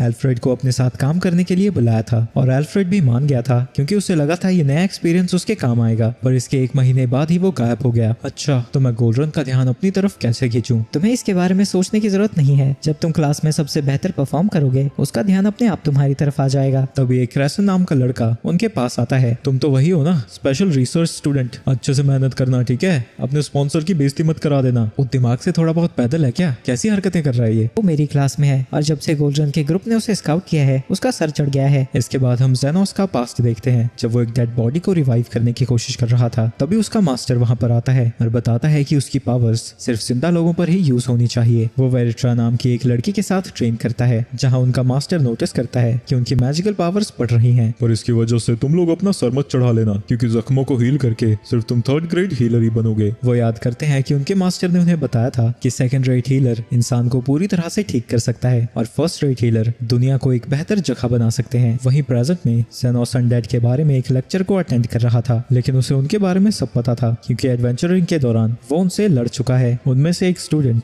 रेट्स के बारे में पूछता है तो प्रोफेसर बताता है कि रेट्स हाईएस्ट रैंकिंग अनडेड होते हैं, पर वो लोग उनके बारे में ज्यादा नहीं जानते क्योंकि वो बहुत रेयर होते हैं और ज्यादातर पार्टीज जिनका उनके साथ सामना हुआ है वो जिंदा वापस नहीं लौटे। तो वो उनसे कहता है कि अगर उनका सामना कभी एक रेत से होता है तो वो दुम दबाकर भाग जाएं, और ऐसे रेट्स जो कि बोल सकते हैं वो बहुत ज्यादा ताकतवर होते हैं। ये सुन के जेनोस हैरान हो जाता है क्योंकि कमिला भी बात कर सकती है। प्रोफेसर उनसे पूछता है कि क्या उनमें से किसी ने कभी अनडेड से लड़ाई की है। तभी क्रेसेंट खड़ा होता है और बताता है कि वो 30 गोस्ट को हरा चुका है, जो सुन के सबको लगता है कि वो कमाल का है। जिसके बाद क्रेसेंट जेनोस से पूछता है कि क्या वो भी गोस्ट को हरा सकता है। जेनोस जानता है कि वो एक साथ 50 गोस्ट को आसानी से हरा सकता है, पर वो कहता है कि वो 30 गोस्ट को एक साथ हरा सकता है। पर ये सुन के उन सबको लगता है कि वो झूठ बोल रहा है। तभी प्रोफेसर उससे कहता है कि वो इसके बारे में और बताए। मैंने एक बार अपनी हीलिंग स्पेल से अंडरग्राउंड लैब्रिंथ में सभी गोस्ट को खत्म कर दिया था। ये सुन के प्रोफेसर हैरान हो जाता है क्योंकि लैब्रिंथ इतने ज्यादा खतरनाक होते हैं कि गोल्ड क्लास पार्टीज भी उसके अंदर नहीं जाती। वहीं क्रेसेंट को लगता है कि वो झूठ बोल रहा है। इसके बाद अगली क्लास मैजिक सर्कल्स के ऊपर थी, जिसके बाद प्रोफेसर सभी स्टूडेंट्स को बोर्ड पर मैजिक सर्कल्स को ड्रॉ करने को कहता है। क्रेसेंट का मैजिक सर्कल देखकर प्रोफेसर भी इंप्रेस हो जाता है। वहीं क्रेसेंट देखना चाहता था कि जेनोस कैसा बनाएगा। वहीं जेनोस मैजिक सर्कल्स के बारे में ज्यादा चीजें नहीं जानता, पर एक बार उसके मास्टर ने उसे एक सर्कल दिखाया था तो जेनोस उसी को बोर्ड पर ड्रॉ कर देता है। क्रेसेंट को लगता है कि उसने मन खड़ंत ऐसे ही कुछ बना दिया, पर प्रोफेसर बताता है कि एक एडवांस रिजनरेशन स्पेल है और जेनोस उसे बताता है कि ये खोए हुए बॉडी पार्ट्स को फिर से उगा सकता है। ये सब सुन के प्रोफेसर हैरान था, पर उसे लगता है कि कोई भी उसे एक्टिवेट नहीं कर सकता क्योंकि इसके लिए बहुत ज्यादा माना चाहिए। लेकिन तभी जेनोस उस सर्कल को एक्टिवेट कर देता है। ये उतने भी काम का नहीं है क्योंकि बॉडी पार्ट्स को रिग्रो करने के लिए मुझे इसकी जरूरत नहीं पड़ती। इसके बाद गोल्डरन का सबऑर्डिनेट उसे जेनोस के बारे में बताता है कि वो 30 गोस्ट को एक साथ हरा सकता है, और दूसरा बंदा आकर उसे रिपोर्ट करता है कि अनडेड ग्रेवयार्ड में इकट्ठा हो चुके हैं। गोल्डरन को लगता है कि जेनोस को टेस्ट करने के लिए ये परफेक्ट मौका है, तो वो जेनोस की क्लास को वहां पर भेज देता है। वो सभी अपने हीलिंग स्पेल को कास्ट करके गोस्ट को हराने लगते हैं, लेकिन वो चारों तरफ से घिर चुके थे। तो जेनोस अपने हाई हील को कास्ट करके उन सब को बचा लेता है, लेकिन इन सब चीजों का क्रेडिट खुद क्रिश्चियन उठाने लगता है और सभी से कहता है कि वो उनके सक्सेस को टीचर्स को जाकर रिपोर्ट करें। वो बाकियों के साथ वहां से जाने लगता है, लेकिन तभी वहां पर ज़ॉम्बी किंग आ जाता है और सभी स्टूडेंट्स क्रिस्टन से कहने लगते हैं कि वो उसे भी ठिकाने लगा दे। उसे देखकर क्रिस्टन की फटी पड़ी थी, पर यूमिन कहती है कि वो उसकी मदद नहीं करने वाले। तो वो सभी से कहता है कि वो लोग यहाँ से चले जाएं, वो इसे संभाल लेगा। और अपने सबसे पावरफुल मैजिक से ज़ॉम्बी के ऊपर अटैक करता है, पर इससे उसका कुछ नहीं बिगड़ता और वो बड़ी मुश्किल से उसके अटैक्स को डॉज कर पा रहा था। वहीं ह्यूमन को लगता है कि उसी ज़ॉम्बी किंग की वजह से यहाँ पर गोस्ट इकट्ठा हुए थे, क्योंकि ghost high level undead creatures की तरफ अट्रैक्ट होते हैं। वहीं वो मॉन्स्टर क्रिस्टन को पकड़ लेता है और अब वो उसे खाने वाला था। इतनी बुरी हालत होने के बाद क्रिस्टन उनसे मदद मांगने लगता है तो ज़ेनोस अपने हाई हील स्पेल को कास्ट करता है, जिससे वो ज़ॉम्बी किंग पूरी तरह से खत्म हो जाता है। लेकिन जैसे ही उसकी जान बचती है वो कहने लगता है कि उन्होंने उसकी मदद क्यों की, तो ह्यूमन उसे याद दिलाती है कि वो ही चूहों की तरह मदद के लिए चिल्ला रहा था। ये साला किस तरह का लीचड़ आदमी है। वहीं वो ह्यूमन की बात को याद करता है और उसे लगता है कि अनडेड यहाँ पर इसलिए आ रहे हैं क्योंकि वो कामिला की वजह से यहाँ पर अट्रैक्ट हो रहे हैं। ज़ेनोस वापस आने के बाद कामिला को बताता है कि ग्रेवयार्ड में उसकी वजह से सारे अनडेड क्रीचर्स इकट्ठा हो रहे हैं। ये सुन के कामिला को लगता है कि वो उसे वहां से निकालना चाहता है, पर क्योंकि वो अजीबोगरीब क्रीचर्स को अपनी तरफ अट्रैक्ट करती है, ज़ेनोस उसे अपने साथ रखना चाहता है। जो सुन के कामिला कहती है कि वो बहुत अजीब है जो कि एक रेत के साथ रहना चाहता है। अगले दिन गोल्ड रन का सेक्रेटरी क्रिश्चियन की तारीफ कर रहा था क्योंकि उन्हें अभी भी यही पता है कि उसी ने सभी ग्रेवयार्ड के मॉन्स्टर्स को मारा था। वहीं उसे लगता है कि ज़ेनोस ने जितनी खुद की तारीफ की थी वो उस पर जरा भी खरा नहीं उतरा, पर क्रिश्चियन को बुरा लग रहा था और उसे लगता है कि वो इतना तो कर ही सकता है और वो उसे सच बता देता है कि असल में ज़ेनोस ने वहाँ के सभी अनडेड्स को मारा था। आगे बैकर ज़ेनोस को बताता है कि गोल्ड रन उसका इंटरव्यू लेना चाहता है, जो कि बहुत बड़ी बात है क्योंकि रॉयल हॉस्पिटल में उसके पास सबसे ज्यादा सपोर्ट है। गोल्ड रन की पावर तुमसे ज्यादा क्यों है, तुम तो एक एलीट हीलर हो। बैकर उसे बताता है कि वो टाइटल उसे पॉलिटिकल पावर नहीं देती क्योंकि ये टाइटल उसे बस मेडिसिन को डेवलप करने पर मिला था।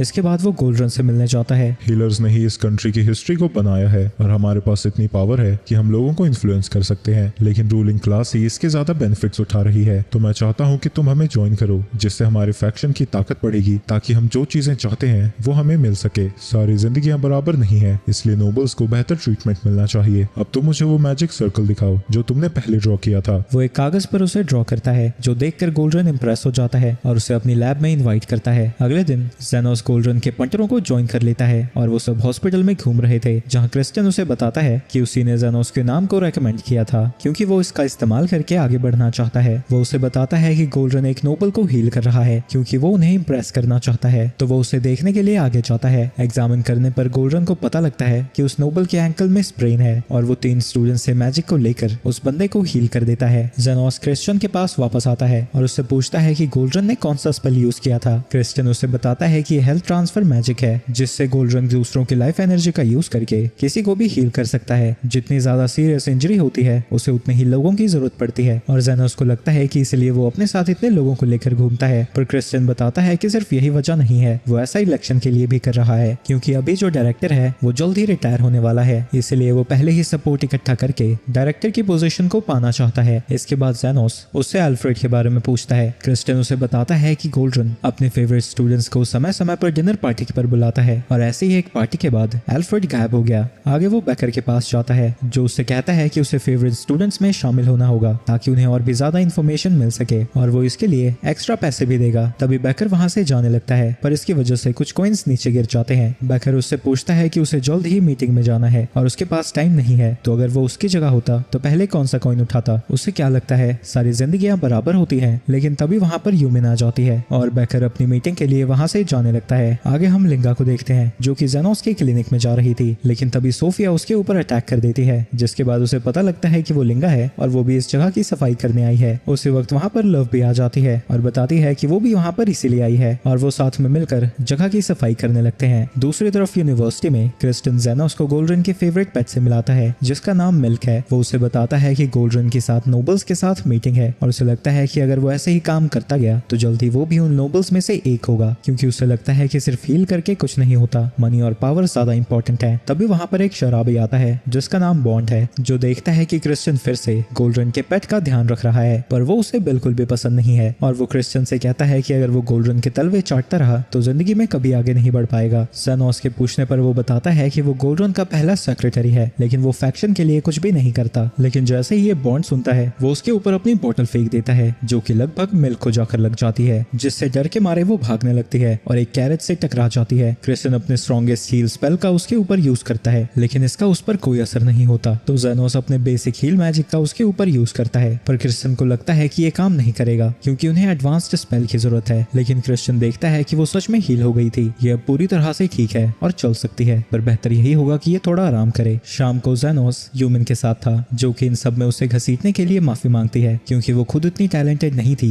कि गोल्डरन उसे इनवाइट करता। मेरे सारे मेहनत के पैसे बैकर दे देगा, वैसे भी इसकी वजह से मुझे यूनिवर्सिटी के अंदर आने का मौका मिला और मैं अपने मास्टर के बारे में जानना चाहता हूँ। यूमिन बताती है कि वो भी बैकर के लिए कुछ करना चाहती है क्योंकि उसे सब कुछ बैकर नहीं सिखाया था और वो उसका अंकल है। वो बातें करते जाते हैं, तभी उन्हें कमिला की आवाज सुनाई देती है जो कहती है कि उसे फिर से एक नया लवर मिल गया। आवाज को सुन के यूमिन कंफ्यूज हो जाती है, पर जेनोस कहता है कि वो इन सब पर ध्यान ना दे। आगे वो हॉस्पिटल की तरफ वापस जा रहे थे, पर तभी वहाँ क्रेसन आ जाता है और वो उनकी मदद की भीख मांगने लगता है। दूसरी तरफ गोल्डरन की लॉर्ड फेनल के साथ एक मीटिंग है जो चाहता है कि गोल्डरन उसकी बेटी के चेहरे के रैश को एग्जामिन करे क्योंकि वो कई समय से बढ़ता ही जा रहा है। गोल्डरन कहता है कि उसे ऑड फेस डिजीज है और उसे हील करना बहुत मुश्किल है। आगे गोल्डरन उसी के बारे में सोच रहा था। रैश हटाने के लिए फेनल की बेटी की सर्जरी करनी होगी, पर उसे डर है कि उसके चेहरे पर निशान रह जाएगा। अगर उसके पास काफी सारे डोनर्स होते तो वो बिना सर्जरी के हेल्थ ट्रांसफर मैजिक से उसे हील कर देता, लेकिन उसकी बेटी नहीं चाहती कि ज्यादा लोग उसका चेहरा देखें, तो वो सिर्फ 2 असिस्टेंट्स को ही लेकर जा सकता है। वो अपने दिमाग को शांत करने के लिए मिल्क से मिलने जाता है, पर रास्ते में उसे बॉन्ड दिख जाता है जो उसे बताता है कि वो एक कैरेट से टकरा गई थी।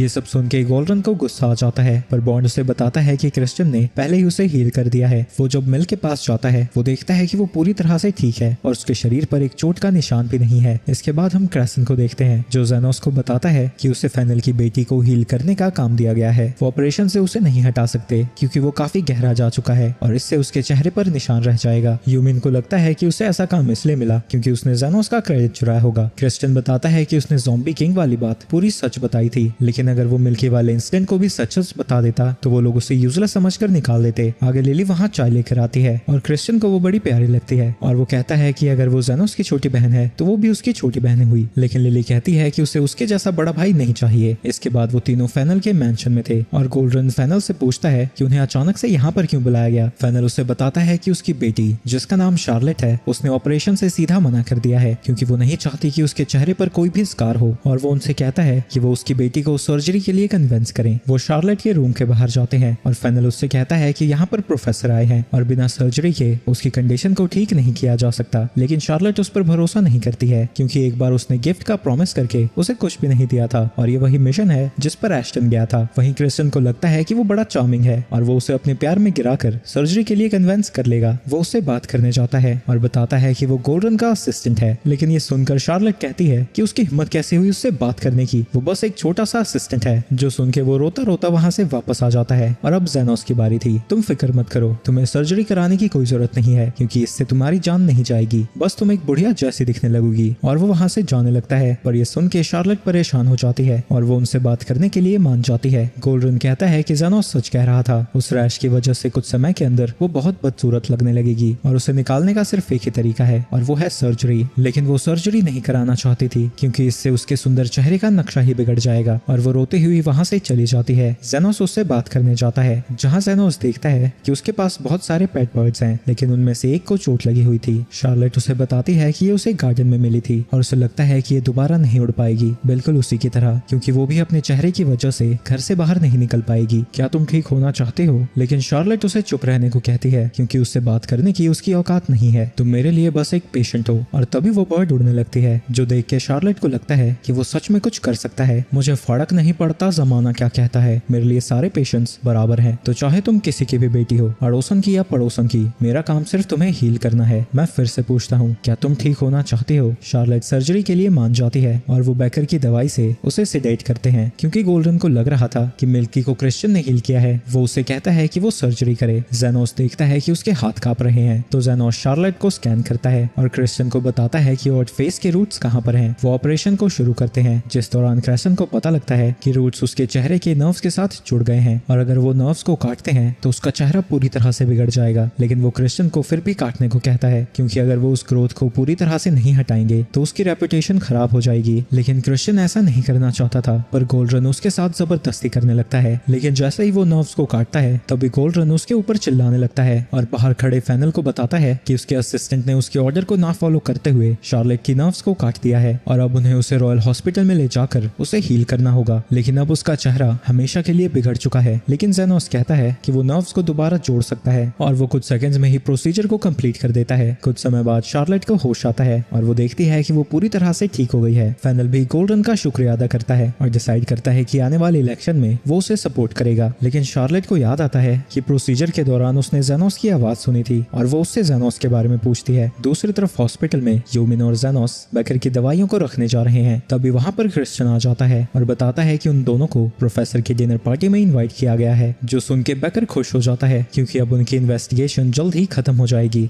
शाम को सभी लोग पार्टी में पहुंच जाते हैं, जहां गोल्डन उन्हें बताता है कि डायरेक्टर अगले महीने रिटायर होने वाला है और उस खाली सीट का इलेक्शन भी जल्द होगा। और क्योंकि उनका फैक्शन हॉस्पिटल में सबसे बड़ा है और लॉर्ड फेनल भी उन्हें सपोर्ट कर रहे हैं, तो उसे यकीन है कि वही जीतेगा। वहीं लिली ये देखकर हैरान थे कि क्रिश्चियन किसी को भी नहीं लेके आया था, क्योंकि उसे लगता है कि वो ह्यूमन को पसंद करता है। इसके बाद जेनोस वहाँ पर पूछताछ शुरू कर देता है और उसे पता लगता है कि एल्फ्रेड तब गुम हुआ था जब वो बॉन्ड का ध्यान रख रहा था। वो इसके बारे में बॉन्ड से पूछता है, पर वो कहता है कि उसे कुछ भी याद नहीं है। पर वो कहता है कि उसे एल्फ्रेड पसंद था क्योंकि पार्टी में सिर्फ वही उससे बात कर रहा था। गोल्डन ने बाकी सभी को उससे बात करने के लिए मना कर रखा है, पर इससे उसे कोई फर्क नहीं पड़ता क्योंकि गोल्डन की वजह से ही वो इतनी केयरफ्री जिंदगी जी पा रहा है। लिली उससे पूछती है कि वो गोल्डन से कैसे मिला था, लेकिन वो इसका जवाब नहीं देता और वहाँ से चला जाता है। तो लिली को लगता है कि वो जरूर कुछ जानता है, तो वो जानबूझ के उसे और नशा चढ़ाती रहती है, जिस दौरान बॉन्ड बढ़ करता ही जाता है। इसके बाद जेनोस उससे एल्फ्रेड के बारे में पूछता है, तो वो उसे बताता है कि नशा चढ़ने के बाद एल्फ्रेड उसे बाहर लेकर गया था। तो जेनोस उस सीन को रिक्रिएट करता है और उसके साथ बाहर जाता है। वहीं बॉन्ड को इतनी ज्यादा चढ़ गई थी कि उसे जेनोस गोल्डन लग रहा था और वो कहता है कि गोल्डन जल्द ही नोबल बनने वाला है क्योंकि उसने फेनल की फिर से मदद की है। जब जेनोस इसके बारे में उससे पूछता है, वो बताता है कि 13 साल पहले वो एक रिसर्च में फंसा हुआ था, तभी एक धमाका हुआ जिसके बाद सब कुछ बदल गया। फेनल की बैकिंग की मदद से वो यहाँ का प्रोफेसर बना और अब डायरेक्टर बनने वाला है। इसके बाद बॉन्ड्स बेहोश हो जाता है और वो दोनों मैंशन में वापस पहुंच जाते हैं। तभी उनके पीछे से कमिला आती है और कहती है कि उसे पता है कि यहाँ क्या हो रहा है। दूसरी तरफ स्लम्स में तीनों लड़कियां जेनोस का इंतजार कर रही थी, पर तभी वहाँ एक बंदा आता है और बताता है कि ज़ोंड का एक्सीडेंट हो गया है और उसे जेनोस की जरूरत है। लेकिन सोफिया जानती है कि वो अंडरकवर काम कर रहा है और वो उसमें दखल नहीं देना चाहती थी, पर बाकी दोनों कहती है कि उसके बिना वो ज़ोंड को ठीक नहीं कर पाएंगे। तो सोफिया उसे ढूंढने के लिए तैयार हो जाती है और वो इस बार जितना वो पे करते हैं उससे डबल पे करने वाले थे।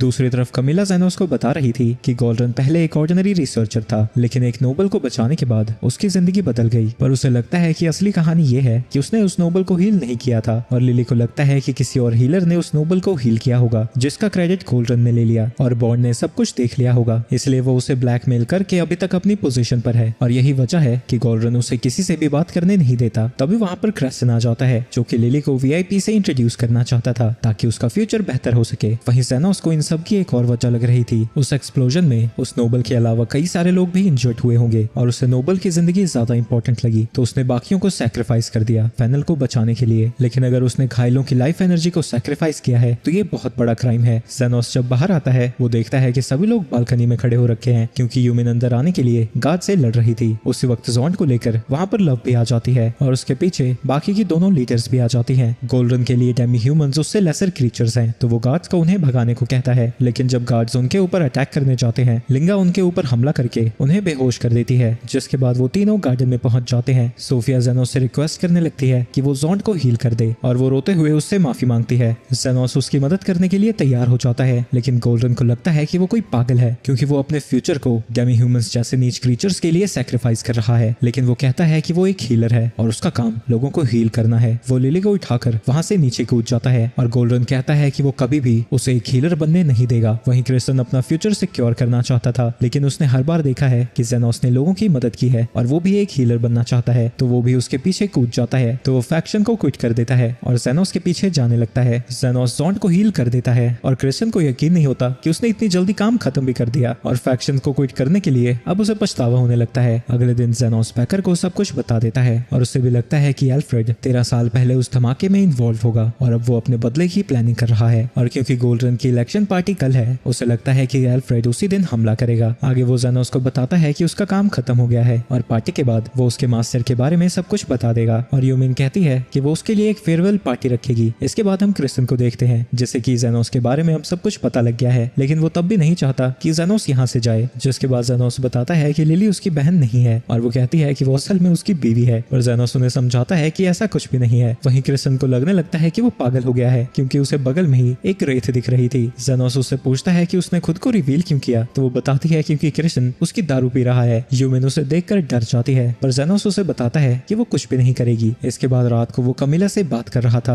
और कहता है कि वो क्रिश्चियन और यूमिन को नहीं छोड़ना चाहता क्योंकि जिस पार्टी के साथ वो पहले था वो उनके उनके जैसे बिल्कुल भी नहीं है। पर कामिला कहती है कि उसे जाना ही होगा और वो उन जैसे लोगों से दोबारा जरूर मिलेगा। अगले दिन जेनोस वहाँ से जाने लगता है और यूमिन उसे बताती है कि बेकर ने उसके लिए एक लेटर लिखा है और उसमें शायद उसके मास्टर के बारे में इंफॉर्मेशन है। पर जब वो बेकर का ड्रॉर खोलती है उसमें एक पिक्चर थी और उस पिक्चर को देखकर जेनोस भी कंफ्यूज हो जाता है। इसके बाद हम गोल्डरन को देखते हैं जो कि अपने सपोर्टर्स के साथ पार्टी में था और उसे यकीन है कि वो इलेक्शन में जरूर जीतेगा। फेनल कहता है कि वो इस पोजीशन को डिजर्व करता है क्योंकि 13 साल पहले उसने उसकी जिंदगी बचाई थी। फ्लैशबैक में हमें पता लगता है कि गोल्डरन एक सक्सेसफुल रिसर्चर नहीं था और वो सब कुछ छोड़ छाड़ कर अपने गांव जा रहा था। पर रास्ते में उसे एक धमाका दिखा जो कि एक मैजिक फैक्ट्री में हुआ था। तभी उसे जमीन पर फेनल पड़ा हुआ दिखता है और वो रियलाइज करता है कि उसकी जिंदगी बचाकर उसकी लाइफ पूरी तरह से सेट हो जाएगी क्योंकि फेनल टॉप 7 नोबल्स में से एक है। जिसके बाद वो अपने मैजिक का यूज करके उसे हील करने लगता है। पर इसके लिए वो बाकी के घायल लोगों से उनकी लाइफ एनर्जी छीन रहा था। इसी दौरान वहाँ पर बॉन्ड भी मौजूद था जो कि इस चीज की फोटो खींच लेता है। तो इस सच को छुपाने के लिए वो बॉन्ड को अपने सेक्रेटरी की पोजीशन दे देता है और कहता है कि वो एक केयर फ्री जिंदगी जी सकता है। इसके बाद हम फिर से प्रेजेंट में आते हैं जहाँ बेकर उसे कॉन्ग्रेचुलेट करते हुए वाइन देता है। वो कहता है कि जेनोस बहुत टैलेंटेड था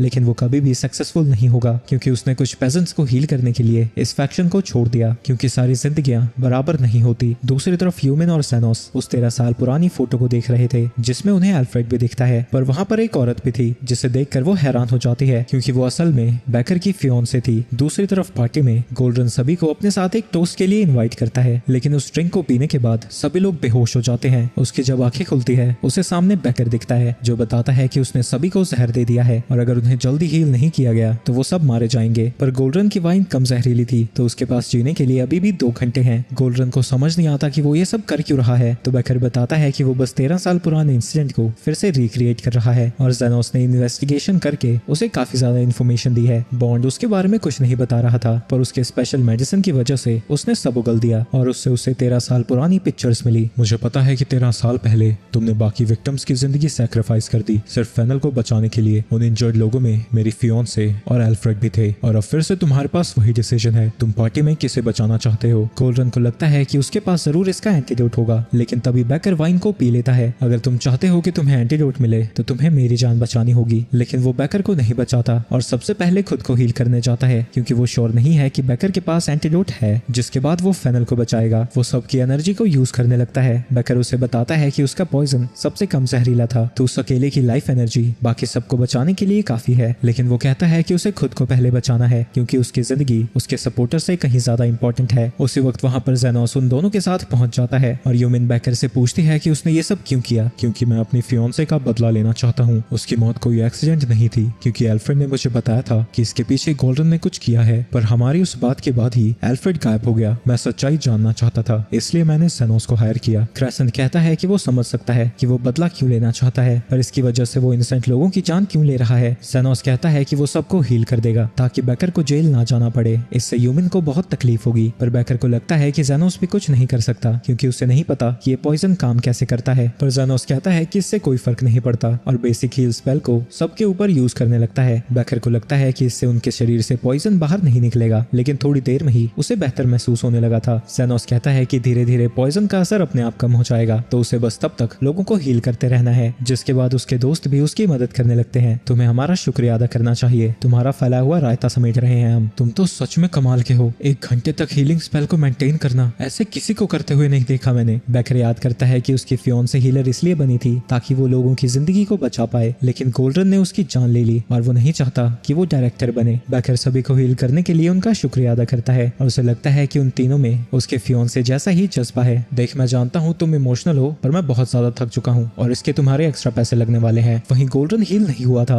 और वो सबसे कहता है कि वो उसे ठीक करे लेकिन बाकियों को सब कुछ याद था कैसे वो खुद को बचाने के लिए उन सबको सैक्रिफाइस करने के लिए तैयार था। जेनोस कहता है कि वो उसे हील कर सकता है पर वो थका हुआ है तो इसके लिए उसे बहुत बड़ी रकम चुकानी होगी। गोल्डन की फटी पड़ी थी तो वो इतने सारे पैसे देने के लिए भी तैयार हो जाता है। तभी वहाँ पर फेनल आता है और कहता है कि उन दोनों को बात करनी है और अब इस बुढ़े को समझ आता है कि उसकी जिंदगी के पतीले में छेद हो चुका है। इसके बाद वो दोनों बेकर से मिलने जाते हैं जो उन्हें बताता है कि उसकी इंटेरोगेशन चल रही थी पर वो देखकर काफी इंप्रेस्ड है कि जेनोस को उससे मिलने की परमिशन मिल गई। जेनोस उसे बताता है कि रॉयल गार्ड्स में उसकी जान पहचान है और तभी वहाँ पर क्रिश आ जाती है और बताती है कि ये परमिशन उसने उसे दिलाई थी। ह्यूमन को लगता है कि बेकर ने सबको पॉइजन नहीं किया था और बेकर कहता है कि ये सच है। उसका ओरिजिनल प्लान बस सबको पैरालाइज करके गोल्डन को डराना था लेकिन किसी ने उसके मेडिसिन को रिप्लेस कर दिया और सैनोस को लगता है कि इसके पीछे अल्फ्रेड का हाथ है। क्रिश कहती है कि वो लोग फिक्र ना करें, वो अपनी अथॉरिटी की मदद से बेकर को यहाँ से निकाल सकती है। इसके बाद हमें पता चलता है कि जिसने पॉइजन मिलाया था वो असल में गाइड है और उसका मास्क हटने पर हम देखते हैं कि वो ही अल्फ्रेड है, पर कोई और चीज उसकी बॉडी को कंट्रोल कर रही है। इसके बाद सैनोस वहाँ से जाने वाला था और उसके दोस्त दुखी थे क्योंकि सबको बचाने के लिए उसने जरा भी क्रेडिट नहीं लिया, पर वो कहता है कि जो उसे चाहिए था वो उसे मिल चुका है और वो लिली के साथ वहाँ से चला जाता है। जब वो अपने क्लिनिक में वापस पहुंचता है वो तीनों लड़कियां उसे देखकर बहुत खुश थी और वो अपने नेक्स्ट पेशेंट को देखने के लिए तैयार था। और ये सीजन यहीं पर खत्म हो जाता है। अगला सीजन आते ही वीडियो भी आ जाएगी। तब तक के लिए चैनल को सब्सक्राइब कर लेना और वीडियो को लाइक करते जाना।